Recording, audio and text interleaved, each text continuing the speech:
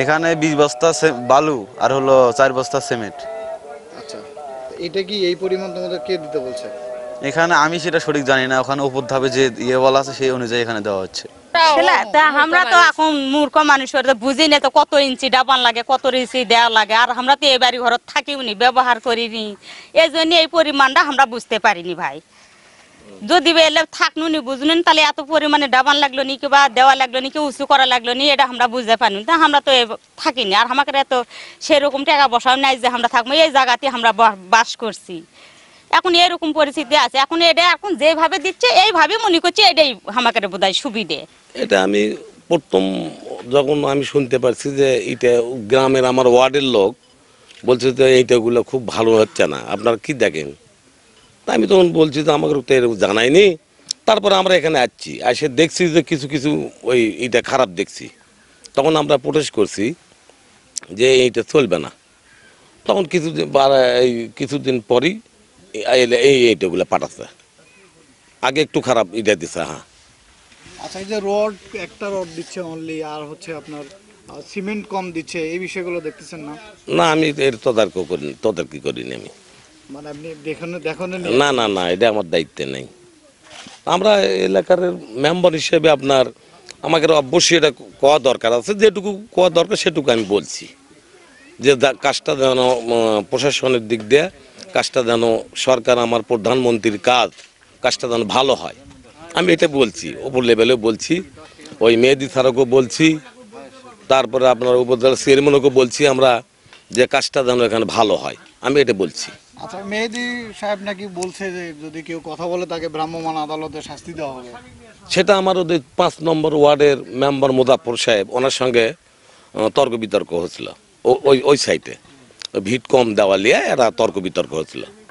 আমরা ওখানে না থাকলে এরা হয়তো একটা ঠেলাঠেলি হয়, ধস্তানস্তি হয়, তা আমরা সেটা একটা সমাধান করে দিছি। এই এই এই জিনিসগুলো নিয়েই, এই ঘর দুয়ারগুলো নিয়েই। সেখানে কি বলছিল মেহেদি সাহেব? মেহেদি সাহেব ওই বলছে আপনার যে বেটা দেখে নো মান দেন, এই তো এরকম ধর রাগারাগি করছে, ছোটাছুটি করছে খুব জোরে ধরে। তখন আমরা তখনই ওই তৎক্ষণিকই আমরা বসে একটা সমাধান করে দিয়েছি যাতে ক্যাচালটা না হয়। আমরা আমাদের থেকে তারা ইঞ্জিনিয়ার হলে আমাদের বড় লেভেলের লোক, তার সাথে একটা হেসিং করা আমাদের পক্ষে সম্ভব হবে না। আমার সংক্ষিপ্ত একটা ওয়ার্ডের মেম্বার, এটা আমরা কি করতে পারি কোন? এই হঠাৎ করে শুনলাম পরিষদে বসে শুনলাম আমাদের এই 4 নম্বর ওয়ার্ডের মুজাফর মেম্বার আছে, উনি আসে বলছিল যে মেহেদি ভাই ছিল এখানে, তাক বলছে ভাই এত নর্মালিটে ভিট এত কম কেন, একে করবো না। ওনার সাথে তক্কাতকি এক পর্যায়ে অনেক হয়েছে, গালি বলছে যে এসিলেন দিয়ে ভ্রাম্যমাণ জেল দেওয়াবি, এই দেওয়াবি, আর এটা হচ্ছে সরকারি কাম, আমরা বুঝবো, আপনারা কি দেখা।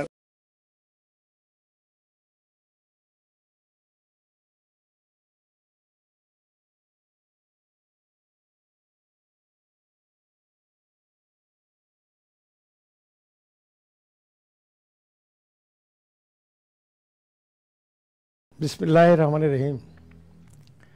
আমার সময় অনুযায়ী আমি হয়তো 2-3 মিনিট দেরি হয়ে গেছে, কারণ আমি একটি প্রোগ্রামে ছিলাম এবং আজকে হয়তো একটু দেরি হবে কথা বলতে বলতে। আপনারা দয়া করে আপনাদের কাছে ক্ষমা চেয়ে নিয়ে বলবো যে কথাগুলি আজকে শুনবেন।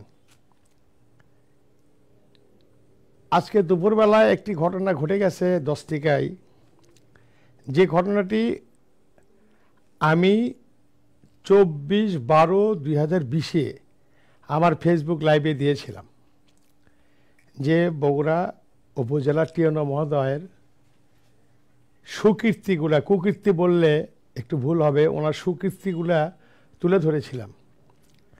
তুলে ধরার পরে এটাতে অনেক জাতীয় পত্রিকা নিউজও হয়েছে, কিন্তু অজ্ঞাত কারণে বগুড়ার কিছু জাতীয় পত্রিকার সাংবাদিক এটাতে নিষ্ক্রিয় ছিল।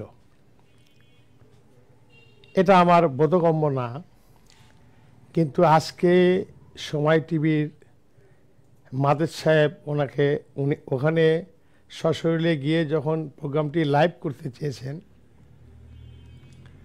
তখন ওনাকে মারধর করা হয়েছে। এবং এই মারধরের কথা আমি একটু অন্যভাবে বলতে চাই।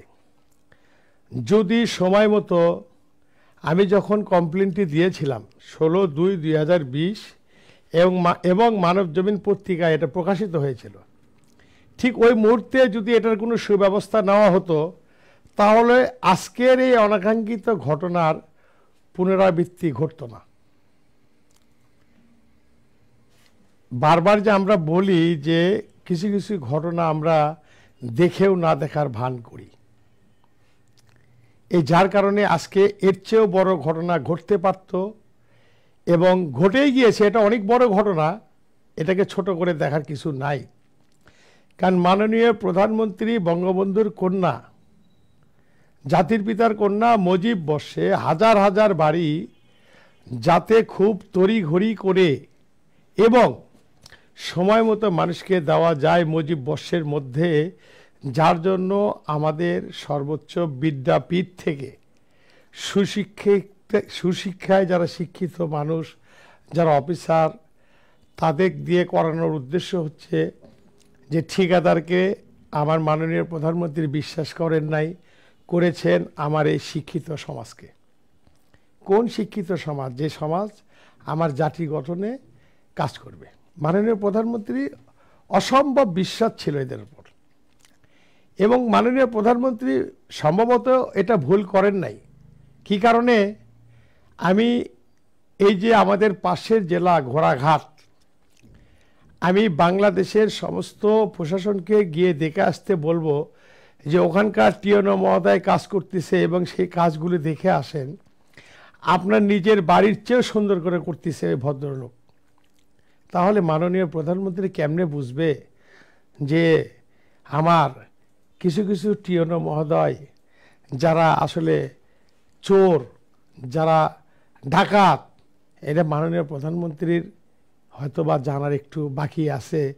আর না হলে আমাদের প্রশাসন, সিভিল প্রশাসনের যারা মাননীয় প্রধানমন্ত্রীর সাথে যোগাযোগ করেন, তারা বোধহয় এই 2-4 জন চোর ডাকাতের কথা মাননীয় প্রধানমন্ত্রীর কানে দেন না। গত 24 তারিখের ঘটনার পরে যদি এটাকে তদন্ত করা হতো তাহলে এই ঘটনার 24/2 পুনরাবৃত্তি ঘটতো না। আবার 24/12-তে আমি যে ঘটনাটি বললাম সেটারও যদি তদন্ত করা হতো তাহলে কিন্তু এই ঘটনার পুনরাবৃত্তি ঘটতো না। তার মানে আমরা যতই কমপ্লেন দিই, আমরা যত কমপ্লেনই দিই, মনে হচ্ছে আমরা যেন কুকুর, আর সিভিল প্রশাসনের যারা আপনারা বসে আছেন ওনারা যেন মানুষ। আমরা ঘেউ ঘেউ করবো আর ওনারা আমাদেরকে তাড়িয়ে দিবেন। বিষয়টা যেন এরকম হয়ে দাঁড়িয়েছে। এবং এই টিওনো মহোদয় সেই মুক্তিযোদ্ধাদের বাড়ির থেকে শুরু করে, ভূমিহীনদের বাড়ির থেকে শুরু করে, এই বগুড়া উপজেলার যেগুলি লোকাল টেন্ডার থেকে শুরু করে, এহেন কোনো দুর্নীতি নাই যার সঙ্গে উনি জড়িত না। এবং কয়েকটা জাতীয় পত্রিকায় বারবার এটা প্রকাশিত হয়েছে। এবং ওনার উদ্যোক্তা সম্পর্কে আপনাদের ধারণা আছে কিনা জানি না। উনি কি বলে জানেন? যে আপনারা আমার খরচাটা বাড়িয়ে দিলেন, আগে যেখানে 2 লাখ টাকা দিয়ে হতো এখন সেখানে 4 লাখ লাগবে। এভাবে কথা বলেন সাংবাদিকদের আমাদের। কিন্তু আমরা কিন্তু হাল ছাড়ি নাই।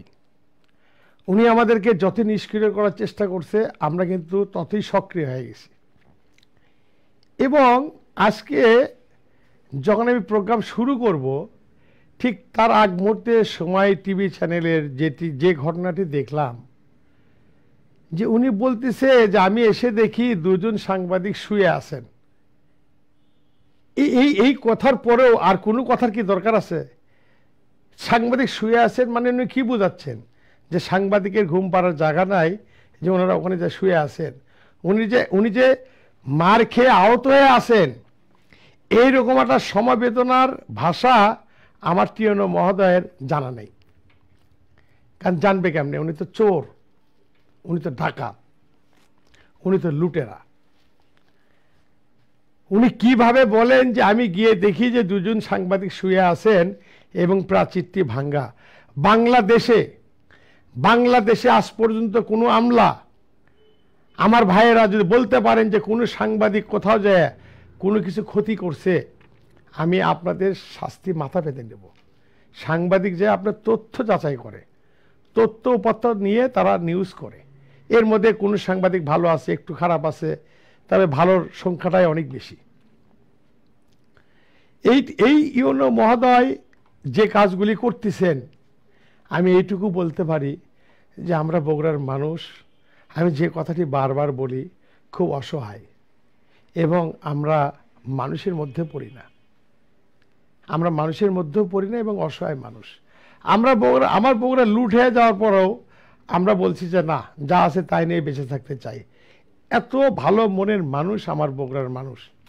এখানে আমি বারবার আওয়ামী লীগ এবং বিএনপি নেতাদের নানান ভাষায় কথা বলে উত্তেজিত করার চেষ্টা করতেছি, গালিগালাজ করতেছি, মুখ খারাপ করে কথা বলতেছি, কারণ আমি যে মূর্খ মানুষ, আমার ভাষায় তো হবে খারাপ। এই যে আমি লাইভ প্রোগ্রাম করতেছি, মাঝে মাঝে লাইভ দিই, এটা তো আমার পেশা না, আমি তো সাংবাদিক না, এটা আমার নেশা। এই নেশাটা আমার কই থেকে আসছে? এই নেশাটা আমাকে ধরিয়ে দিছে আমার জাতির পিতা বঙ্গবন্ধু। এই নেশাটা আমাকে ধরিয়ে দিয়েছে মাননীয় প্রধানমন্ত্রী শেখ হাসিনা।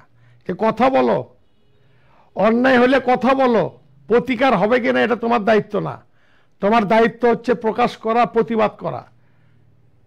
প্রতিকার হবে কিনা সেটা আমরা আছি বা উপর আল্লাহ আছেন, আমরা কিন্তু প্রতিবাদ করেই যাচ্ছি। সবচাইতে দুঃখজনক ব্যাপার, আজকে সাংবাদিক ভাইয়েরা আপনারা যে মার খাইছেন বা আগামীতে যে মার খাইবেন এবং আগামীতে যে আরো লাঞ্ছিত হবেন, এর কারণ আপনাদের প্রেস ক্লাব।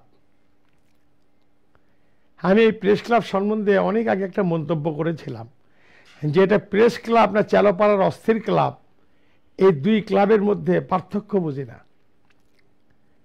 চালোপাড়ার অস্থির ক্লাব, ওখানে কমরেডরা ছিল সেই সময়, এই জন্য কমরেডের নাম বললাম, আপনাদের হয়তো কথাটা মনে পড়বে।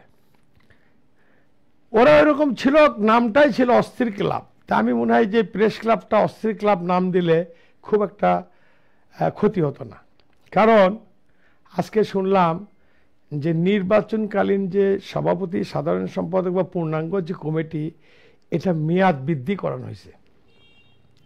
শুনে মনে মনে হাসলাম যে হাইরে সাংবাদিক ভাই, এটা হয় একেবারে মূর্খ সংগঠনে, যেরকম মোটর শ্রমিক ইউনিয়ন, মোটর মালিক মালিক গ্রুপ, ট্রাক মালিক গ্রুপ, ট্রাক শ্রমিক ইউনিয়ন, এবং ইদানিংকালে আসা রাজনীতিতে যেটা শুরু হয়েছে, ত্রিবার্ষিক সম্মেলন 3 বছরে কমিটি হয় না। 3 বছর যা কমিটি হয়, আসলে ওটা 6 বার্ষিক সম্মেলন হওয়া উচিত, লেখে ত্রিবার্ষিক সম্মেলন। তাহলে সাংবাদিক ভাই যারা সমাজের দর্পণ, যারা সমাজে আলোকিত করবেন, সমাজের ভুলটা ধরবেন, তারাই যদি আপনারা সবচাইতে নিকৃষ্ট ব্যক্তি হন, তাহলে আমাদের আর কি বলার আছে? বাংলাদেশে নির্বাচন হচ্ছে করোনাকালীন সময়ে, বাংলাদেশে কোনো স্কুল কমিটির পরিবর্তন হয়নি, বাংলাদেশে কোনো কমিটির মেয়াদ উত্তীর্ণ করা হয়নি, শুধু বগুড়া প্লাস প্রেস ক্লাবের করোনাকালীন সময় দেখে মেয়াদ উত্তীর্ণ করা হয়েছে। মনে হচ্ছে করোনার মধ্যে ওনারা যেন বিরাট কিছু করে ফেলছেন। যিনি সাধারণ সম্পাদক, ওনাকে আমি বলতে চাই যে যেদিন আমার একটা দুর্ঘটনা ঘটেছিল, আপনি তো একদম ইন করে ক্যামেরা নিয়ে মনে হচ্ছে যে আপনি বোধহয় সাংবাদিক। আমি যে কথাটি বললাম, যখন মতিন আর মান্নানের কিছু হয় মনে হচ্ছে আপনি সাংবাদিক। আর আজকে যে আপনার ভাই মার খেলো, 5 বছর কেন 10 বছরের মধ্যে আপনি বলতে পারবেন, বা আপনার যে পরিবারের ভোটার যতগুলো করছেন অন্যায়ভাবে, মানে কুক্ষিগত, যাকে বলে লুটেরা, আপনারা যে ভোটগুলো করে রাখছেন, সাধারণ মানুষের বাক স্বাধীনতা আপনি নষ্ট করে রাখছেন, এবং আপনি জনদীক্ষিত একটা সাংবাদিক। আপনাদের নেতৃত্বে সাংবাদিকরা থাকলে তো সাংবাদিক মার খাবেই, কোনোদিন দেখবে রাস্তায় পড়ে থাকবে, কারণ এরাতে নেতৃত্ব নাই। তো আপনার মতো ব্যর্থ নেতা থাকলে এই সাংবাদিকদের এই অপমান হওয়াটা খুব একটা বড় কিছু না।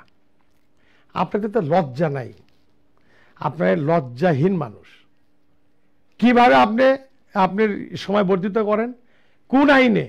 কোথায় পেলেন আপনি আইন? কোথায় পেলেন? আর যারা সাংবাদিক আছেন জাতীয় পত্রিকায়, মানুষের কিছু পালে তো আপনারা ঘ্যাট করে লেগে দেন। নিজেদের মধ্যে যে যখন কেলেঙ্কারি হচ্ছে সেটা লেখেন না কেন? সেটা কেন লেখেন না, কেন বলেন না? আপনারা কেন বলেন না? কেন আপনাদের এইরকম একটা ভয়? কিসের ভয় আপনাদের? কি জুজুবুরির ভয়ে আছেন আপনারা বলেন তো? এইরকম একটা প্রেস ক্লাবের মতো জায়গায় এইরকম একটা লুট হয়ে যাচ্ছে একটা কমিটি, ডাকাতি হয়ে যাচ্ছে একটা কমিটি, আপনারা কিছু বলতেছেন না। কারণটা কি?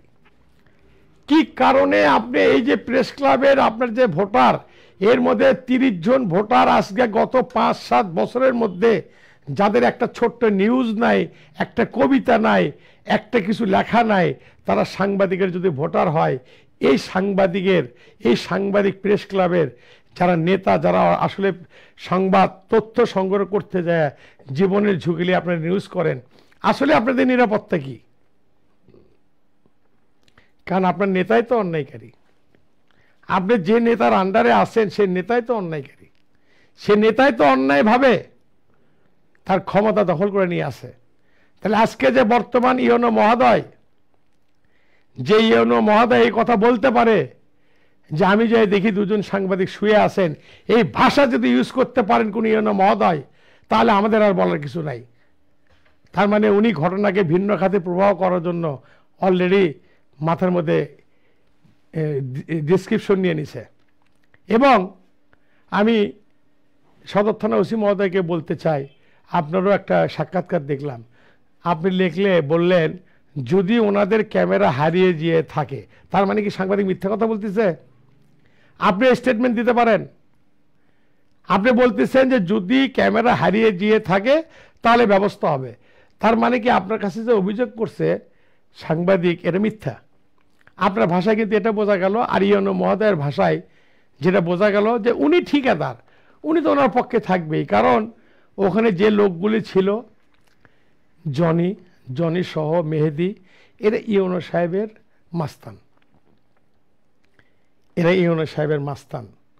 মাস্তান না হলে আপনি বলেন তো বগুড়ায় এই ধরনের ঘটনা কোন রাজনৈতিক দল ঘটাতে পারছে? কোন রাজনৈতিক দল, কোন ব্যক্তি, একদম পাওয়ারফুল কোন ব্যক্তিও এই ঘটনা ঘটাতে পারছে?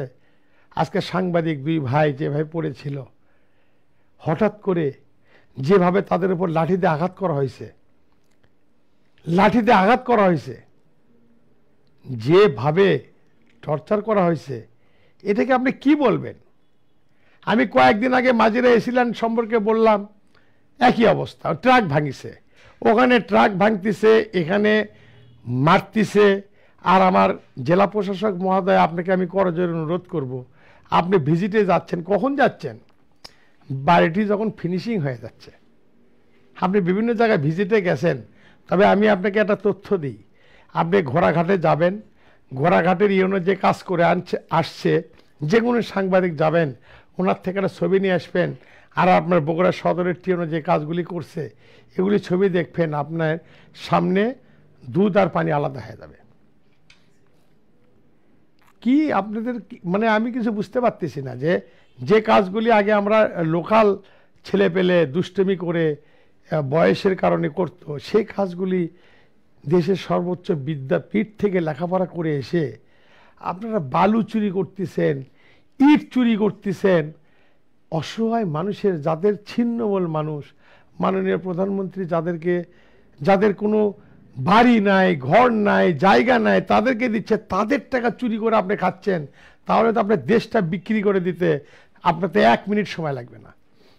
ইউনো মহোদয়কে যদি বলা হয় যে বগুড়ায় ওই উপজেলা পরিষদ বিক্রি করা যাবে গোপনে, কেউ জানবে না, উনি কিন্তু সই করে টাকা নিয়ে নেবে। আমি কিন্তু ওনাকে খারাপ ভাষা ইউজ করলাম না, তবে আমাকে আর বেশি দূর নিয়ে যায় না। এবং সাংবাদিক ভাইদের আপনি একটি সাহায্য করতে চাই, যে প্রেস ক্লাবে আপনার যারা নেতা, যে দালাল, এরা কিন্তু আপনাদের কিছু করবে না। আপনারা যে কোনো আন্দোলন গ্রহণ করবেন, আপনারা এই অন্যায়ের বিচার চাইবেন, এর জন্য যদি আমার জীবনে রক্ত ঝরাতে হয় আমি ঝরব। আমি আপনাদের প্রতিবাদের সঙ্গে একাত্মতা ঘোষণা করে যেখানে যে অবস্থায় আপনারা রাখবেন, আমি আব্দুল মান্নান আখন্দ কথা দিচ্ছি, আপনাদের পাশে থাকতে গিয়ে আমার নিজের জীবন বিপন্ন হয়ে গেলেও আমি আপনাদের পাশে থাকব। একটা কথা মনে রাখবেন, আমাদের ভাষাগত দিক ভুল হতে পারে, ভাষাগত আচরণ খারাপ হতে পারে, কারণ আমরা শুদ্ধ ভাষায় কথা বলতে পারি না, এই কারণে যে আমরা চোর ডাকাত না, আমরা যা বলি মুখে বলি। আমাদের উপর আপনারা আস্থা রাখতে পারেন। মাজেদ ভাই, আপনি যেখানেই থাকেন আমার সহযোগিতা আপনার পাশে থাকবে, এবং সমস্ত সাংবাদিক ভাইদের আপনি অনুরোধ করব যে আপনারা দয়া করে এটার প্রতিকার না হওয়া পর্যন্ত এটার একটা সুস্থ তদন্ত, মানে কি তদন্ত কমিটি, তাও 24 ঘন্টা বা 72 ঘন্টার মধ্যে রেজাল্ট দিতে হবে। আপনাদেরকে ঢাকা নিয়ে যা জেলা প্রশাসক মহোদয় বলবে সরি, এই সরির দিন কিন্তু না, এটা ইংরেজদের ভাষা। এখন কথা হচ্ছে ডাইরেক্ট অ্যাকশন, হয় বগুড়ায় সাংবাদিক থাকবে আর না ইউনো মহোদয় থাকবে, দুটার মধ্যে একটা। এত কমপ্লেন যাওয়ার পরে একটা মানুষ কিভাবে থাকে, কি খুঁটির জোর তার, কোথায় সে টাকা দেয়, কত টাকা দেয়, সে কাকে দেয়, বারবার বারবার আমি বলেছি যে রাস্তা চুরি করে খাইছে এই লোক, টোটাল বিল তুলে খাইছে। এত কমপ্লেন দেওয়ার পরে এই পিআইও, এই মেহেদি, এই ইউনো, কি শক্তি, এটা কোন শক্তি এরা? আমি কথা বলতে বলতে অনেক কথা বলেছি, তবে সাংবাদিক ভাইদের একটা অনুরোধ করি, এই কুক্ষিগত কমিটির কাছে যদি আপনারা নিজেকে সমর্পণ করেন, সারা জীবনে আপনারা কৃতদাস হয়ে থাকবেন এই প্রেস ক্লাবের। আপনারা কৃতদাস যদি হয়ে থাকতে চান, আমার কোনো কথা নাই। আর যদি প্রতিবাদ করেন তাহলে ন্যায় ন্যায্য প্রতিবাদ করবেন। আমরা বগুড়ার সাধারণ মানুষ, রাজনীতিবিদ সহ আপনাদের পাশে আছি। আর যদি মনে করেন যে কৃতদাস হয়ে থাকবেন, আমাদের কোনো বিষয় নেই, আমাদের কোনো যায় আসে না। কারণ আপনারা যত ব্যর্থ হবেন, চোরদের তত লাভ হবে। আপনাদেরকে শক্তিশালী করার পিছনে আমার একটাই উদ্দেশ্য, যে বগুড়া প্রেস ক্লাবটাকে জঞ্জাল মুক্ত করুন, সন্ত্রাস মুক্ত করুন, পেশি শক্তির ব্যবহার মুক্ত করুন।